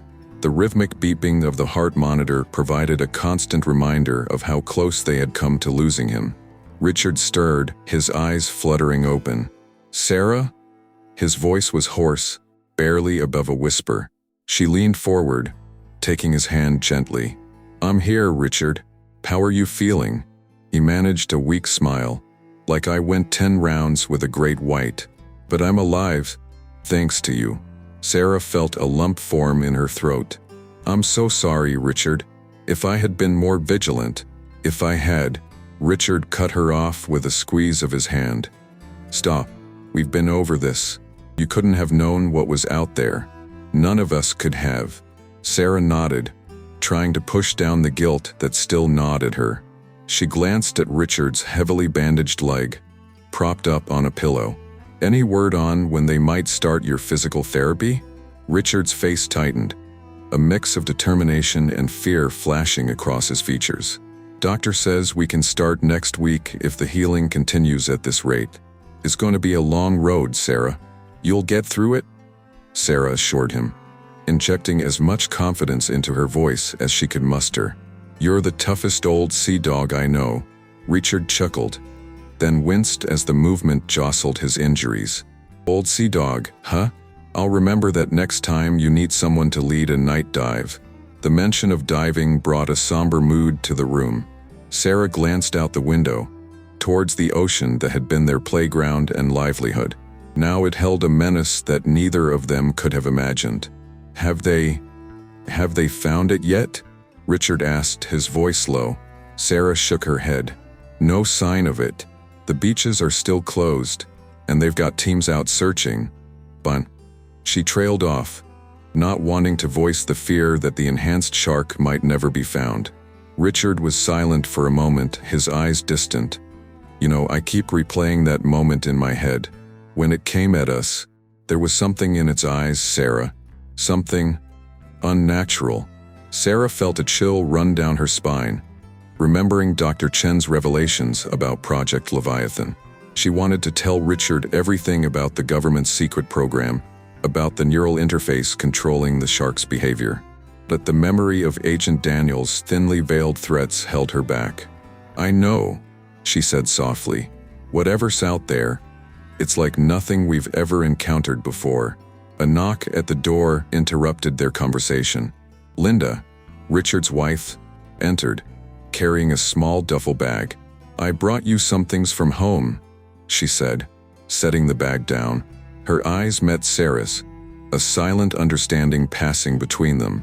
They had both been through hell in the past week, united in their worry for Richard. "Thanks, honey," Richard said, his face lighting up at the sight of his wife. "Any news from the outside world?" Linda's expression tightened. It's tense. The whole town is on edge. The marina's like a ghost town with all the boats grounded. And the news vans. She shook her head. They're everywhere, trying to get interviews with anyone who'll talk to them. Sarah felt a pang of guilt. The aftermath of the attack had affected more than just those directly involved. An entire community was suffering. I should go, Sarah said, standing up. You two need some time together, and I've got some things to take care of at the shop. Richard caught her hand as she turned to leave. Sarah, wait. There's something I need to say. She paused, looking back at him. Richard's eyes were intense, his voice stronger than it had been since the attack. Whatever's going on out there, whatever that thing was that attacked us, be careful. I've got a feeling this is bigger than just a rogue shark. Sarah felt her heart race, wondering how much Richard had pieced together. She squeezed his hand. I will be. You focus on getting better, okay? We've got a lot of diving to catch up on once you're back on your feet. As Sarah left the hospital, her mind was a whirlwind of thoughts and plans. She had agreed to meet Tom and Dr. Chun that evening to finalize their strategy for capturing evidence of the enhanced shark. The risk was enormous, but the need for truth outweighed her fear. The drive to her dive shop took her along the coast, and Sarah couldn't help but notice how empty the beaches were. Yellow caution tape fluttered in the breeze, and signs warning of shark danger were posted every few hundred yards. It was as if a vibrant part of the community had been amputated overnight. As she pulled into the parking lot of her shop, Sarah noticed a familiar figure waiting by the door. Emily, one of the divers from the ill-fated expedition, was pacing nervously.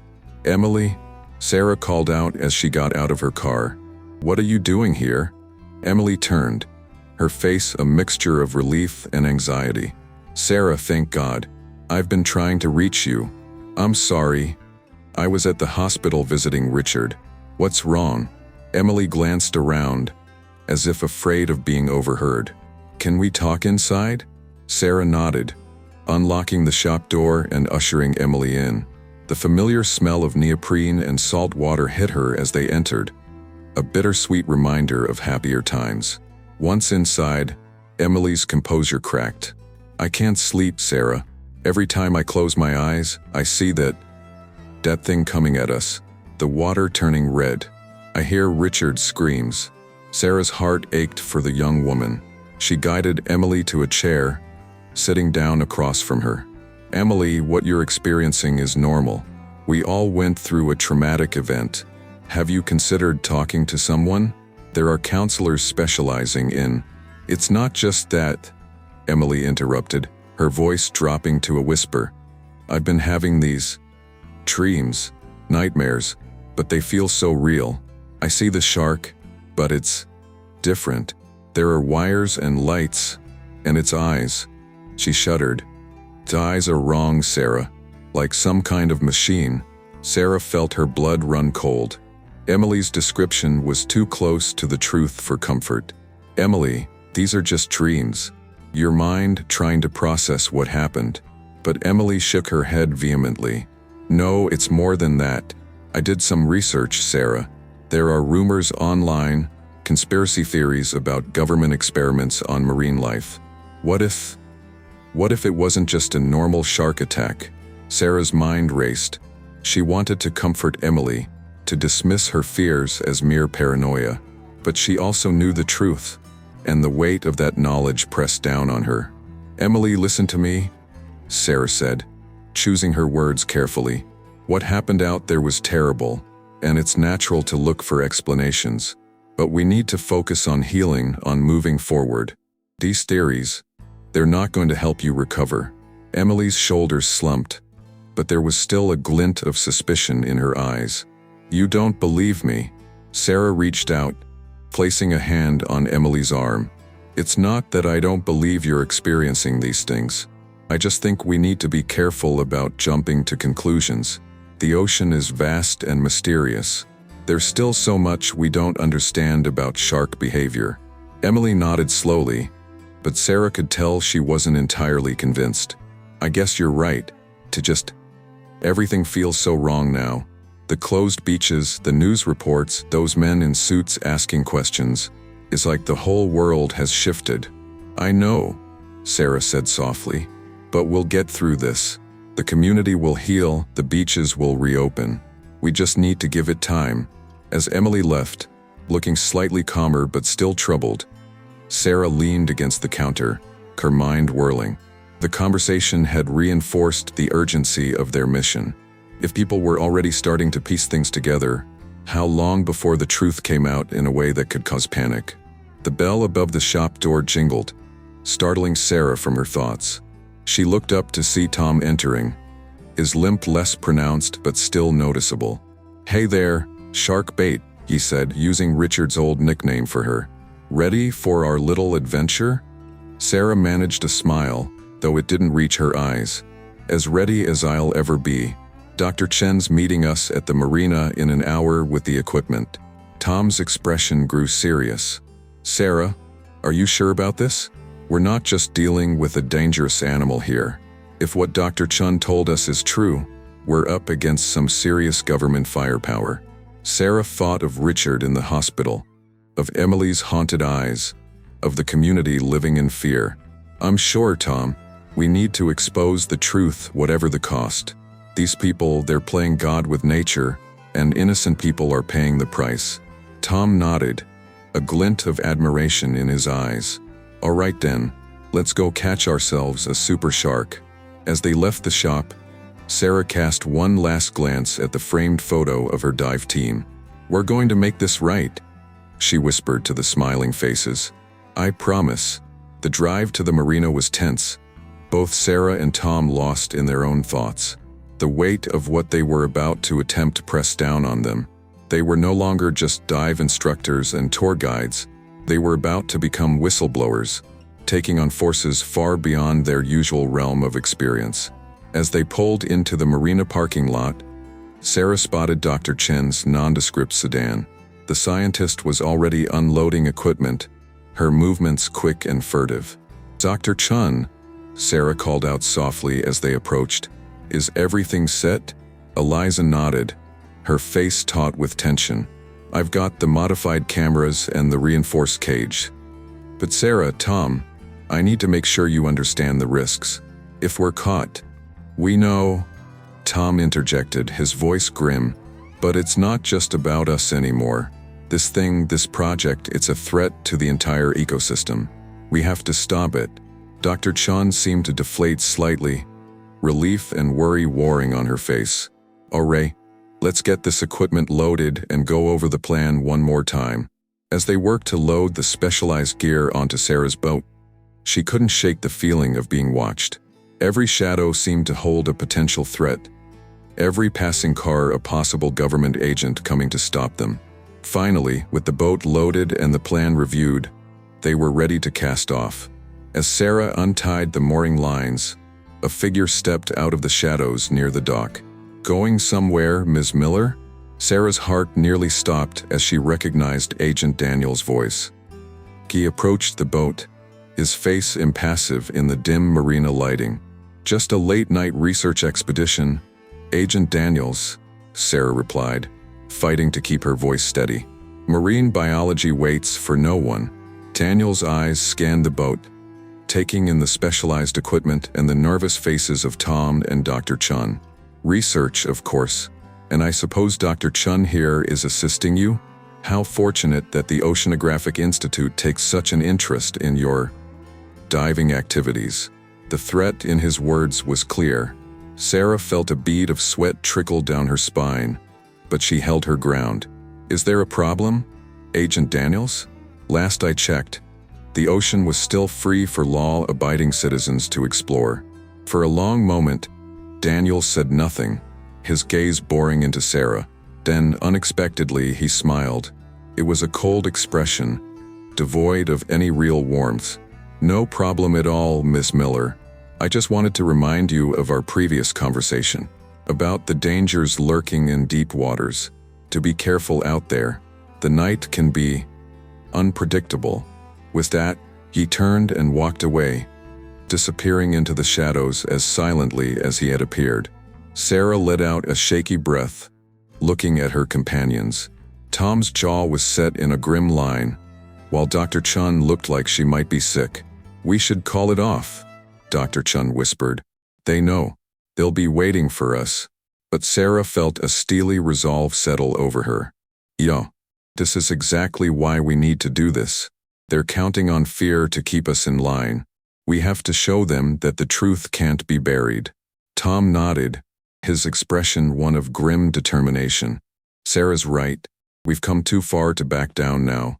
Whatever's waiting for us out there, we face it together." As the boat's engine roared to life and they pulled away from the dock, Sarah cast one last look at the marina. The peaceful tourist town she had called home for so long now seemed alien, filled with hidden dangers and shadowy threats.